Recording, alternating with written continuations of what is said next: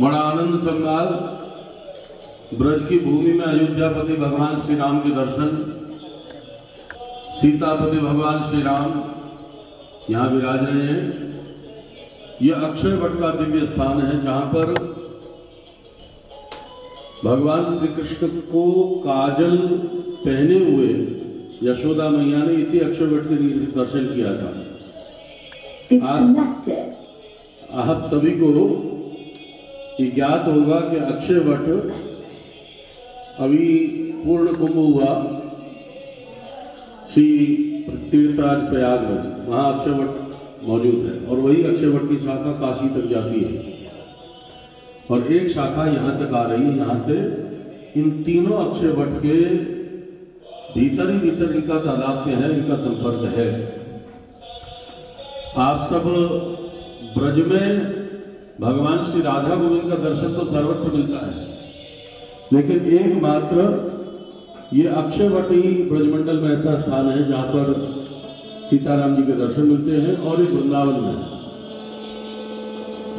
में और भगवान श्री कृष्णचंद्र की इस लीला भूमि में यशोदा मैया को भगवान श्री कृष्ण ने अपने पूर्व जन्म का दर्शन कराया था और उन्हें ये एहसास कराया कि मैं कृष्ण ही अनंत युगों में अनंत अवतार लेकर आता हूँ।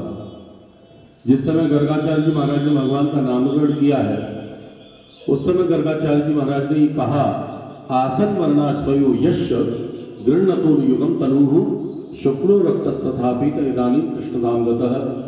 अरे यशोदा, तेरा ये लाला ऐसा अवतारी है कि सतयुग में सफेद रंग लेकर प्रकट हुआ, त्रेता में लाल वर्ण लेकर प्रकट हुआ और द्वापर में कृष्ण वर्ण लेकर प्रकट हुआ। तो इस समय यशोदा मैया की वासना थी कि अयोध्यापति भगवान श्री राम का दर्शन करें, तो कृष्ण के ही अपर रूप का दर्शन, पूर्व लीला का दर्शन, अयोध्यापति सीताराम जी के दर्शन श्री यशोदा मैया को यहाँ पर प्राप्त हुए। इसलिए सीताराम जी भी यहाँ पर विराजमान है। आप सब वृंदावन में जाएंगे तो वृंदावन की जो रसोपासना है, हमारे यहाँ पर इस अक्षय वट में जो सीताराम जी का दर्शन हो रहा है, हमारे ब्रज की रसोपासना में सदैव माधुरी की उपासना है, गोपी भाव की उपासना, मंजरी भाव की उपासना। यहाँ पर पुरुष है तो अकेले कृष्ण, चढ़े जब वृंदावन को रंग, गोपी भाव सहज ही चढ़े, पुरुष भाव हो बंद, पुरुष भाव नष्ट हो जाता है। और ठाकुर जी की सेवा में जो भी जाएगा वो मंजरी रूप से जाएगा, गोपी रूप में जाएगा, यहाँ पुरुष रूप में प्रवेश नहीं है। तो जिस समय गोस्वामी तुलसीदास जी ब्रज में पधारे हैं, तो ब्रज में श्री राधा गोविंद का दर्शन जब उनको प्राप्त हुआ तो उन्होंने आग्रह किया है कि प्रभु, हमारा एक आपसे विनती है कि कहाँ कहो छवि आज की, भले बने हो नाथ, तुलसी मस्तक तब नवे जब धनुष बाण ले हाथ। तुलसीदास जी ने भगवान के राधा गोविंद का दर्शन करके आग्रह किया कि आपकी इस छवि का दर्शन करके मैं आनंद से अभिभूत हूँ, लेकिन तुलसी मस्तक तब नवे जब धनुष बाण ले हाथ। मैं चूंकि अयोध्या से आया हुआ आपके चरणों का दास हूँ और अयोध्या में दास्य, सेवक और सेव्य का संबंध है। गोस्वामी तुलसीदास जी की दैन्यता देखिए।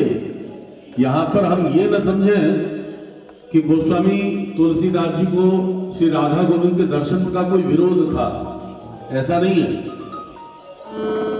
महापुरुषों की दृष्टि में कभी कोई भेद नहीं होता है, उनके इष्ट में, उनके आराध्य में कोई भेद नहीं होता है।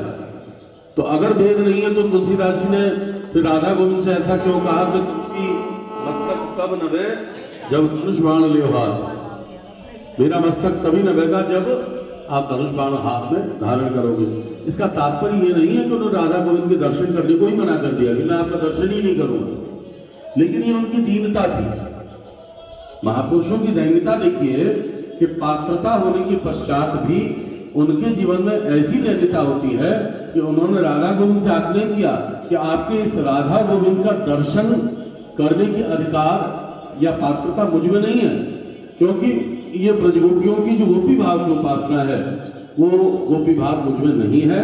और इसी के कारण मैं आपसे आग्रह करता हूं कि जब तक मेरे में गोपी भाव प्रकट न होवे तब तक मैं राधा गोविंद के दर्शन का अधिकारी नहीं हूं। तो आप कृपा करके मुझे अयोध्यापति रूप में ही दर्शन दें, सीतापति रूप में ही दर्शन दें।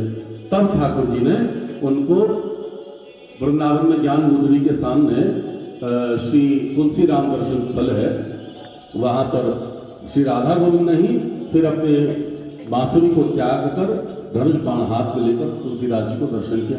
ये उनकी दीनता थी, ये उनकी दीनता थी, उनका दुराग्रह नहीं था, उनका हठ नहीं था कि मैं राधा गोविंद का दर्शन ही नहीं करूंगा। तो ब्रज में जो भी भक्त आए उन्होंने सबने राधा गोविंद की उपासना की। यहाँ तक कि तुलसीदास जी की भी अगर आप पद देखेंगे तो तुलसीदास जी ने भी भगवान श्री कृष्ण के बहुत पद लिखे हैं, बहुत पद लिखे हैं। रामानुजाचार्य कहिए, रामानंदाचार्य कहिए, निम्बार्काचार्य कहिए, वल्लभाचार्य कहिए, चैतन्य महाप्रभु कहिए, शंकराचार्य कहिए, स्वामी विवेकानंद कहिए, मध्वाचार्य कहिए, ये सभी ब्रज में आए तब उनकी प्रेम और उनकी साधना की पराकाष्ठा तक पहुंची, उनकी साधना पराकाष्ठा तक पहुंची है।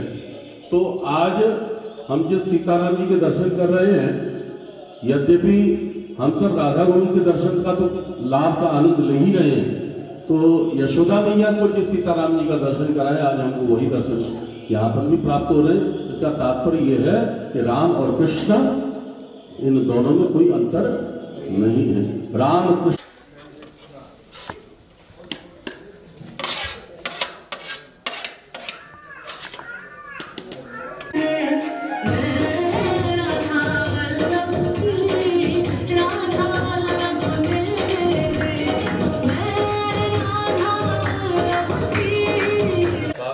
मैया की गुरुदेव भगवान की, मदन गोपालेश्वर महादेव की, गोपेश्वर महादेव की, रामेश्वर महादेव की, चंद्रेश्वर महादेव की, भुवनेश्वर महादेव की, नीलकेश्वर महादेव की, महाप्रसाद की, महाप्रसाद की, महाप्रसाद की। जय जय श्री राम।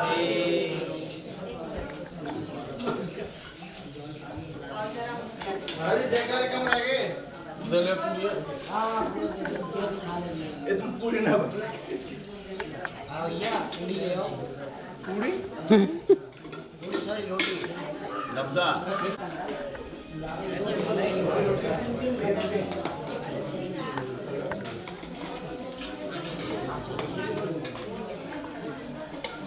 शिवम दोनों दुनिया तो नहीं